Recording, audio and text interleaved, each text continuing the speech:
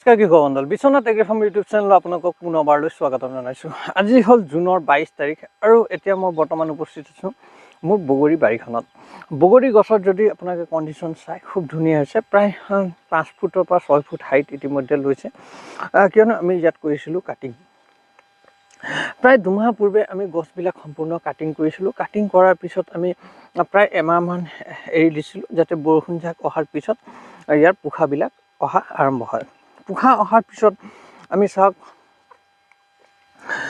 গুৰিবোৰ সম্পূৰ্ণ চাফা কৰি দিলোঁ। চাফা কৰাৰ পিছত ঠাল ঠেঙুলিবিলাক যিমান অযথা অলাগতিয়াল বুলি আমি ভাবোঁ সেইবিলাক আমি কাটি দিছোঁ। এতিয়া আমি প্ৰয়োগ কৰিম ইয়াত মেনুৱেৰ হিচাপে আপোনালোকে কি প্ৰয়োগ কৰিব বুলি ক'লে চাওক, ইউৰিয়া ছুপাৰ পটাছ আপোনালোকে যদি প্ৰয়োগ কৰিব বিচাৰে তেনেহ'লে আপোনালোকে প্ৰতি গছত ছুপাৰ 200 গ্ৰাম, পটাছ 100 গ্ৰাম আৰু ইউৰিয়া 100 গ্ৰামকৈ আপোনালোকে দিব পাৰে। কিন্তু DAP যদি দিব বিচাৰে তেনেহ'লে আপুনি ইউৰিয়াটো দিব নালাগে, কিয়নো DAPত ডাইএমনিয়াম ফছফেট যিহেতু ফছফৰাছ আৰু নাইট্ৰজেন থাকে, নাইট্ৰজেনৰ পৰিমাণটো অলপ কম থাকে।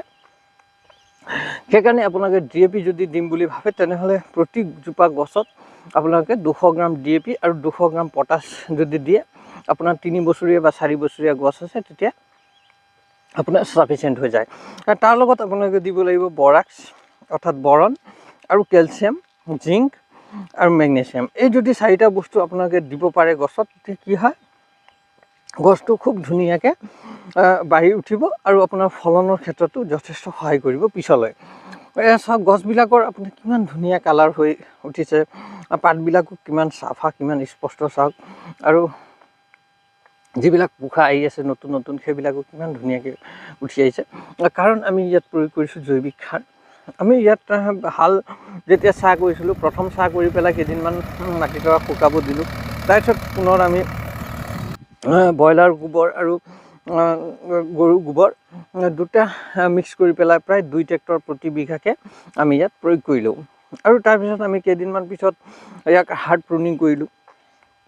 প্ৰুনিং কৰাৰ পিছত আকৌ যেতিয়া ঠাল ঠেঙুলিবিলাক অলপ ওলাই আহিলে তাত আকৌ আমি প্ৰুনিং কৰিলোঁ। চাওক আমি ইতিমধ্যে 2বাৰ প্ৰুনিং কৰা হৈ গ'ল, কিয়নো দ্ৰুতগতিত যেতিয়া ডালবিলাক আহে তেতিয়া গছৰ গ্ৰথটো ৰখি যায়। তেতিয়া ঠাল ঠেঙুলিবিলাক কাটি পেলাই আপুনি তাক সুন্দৰকৈ সজাই ৰাখে, তেতিয়া সি ওপৰলৈ ক্ৰমান্বয়ে বাঢ়ি আহে।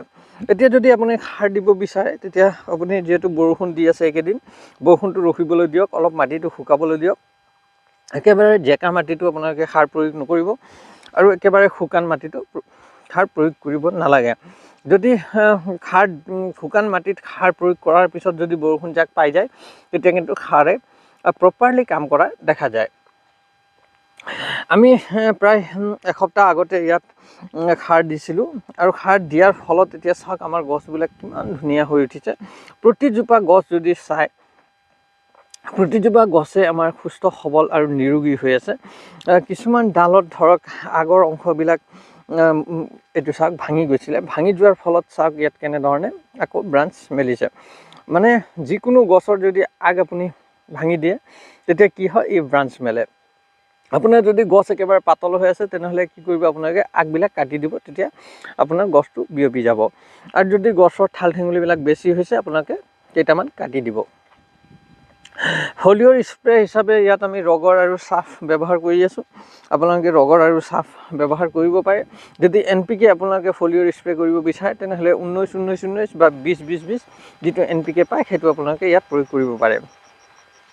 ইয়াৰ পিছত ড'জটো NPK এটা যাব, যিটো ড'জ হ'ব ধৰক 0-52-34 বা 0-0-50। সেইটোৰ ওপৰত সবিশেষ ভিডিঅ' পিছত আহিব। আপোনালোকে যদি মোৰ ভিডিঅ' চাই আছে তেনেহ'লে নিশ্চয় লাইক কমেণ্ট কৰি থৈ দিব, যাতে মই ভিডিঅ' বনাবলৈ পিছলৈ প্ৰেৰণা পাওঁ। এইটো আছিলে আজি বগৰী খেতিৰ ওপৰত এটা সৰু ভিডিঅ'। যদি আপোনালোকে এতিয়াও সাৰ প্ৰয়োগ কৰা নাই, অলপ চলপকৈ সাৰ দি দিয়ক, যাতে আপোনাৰ গছবিলাক সুস্থ সবল হৈ থাকে। ধন্যবাদ। জয় অসম।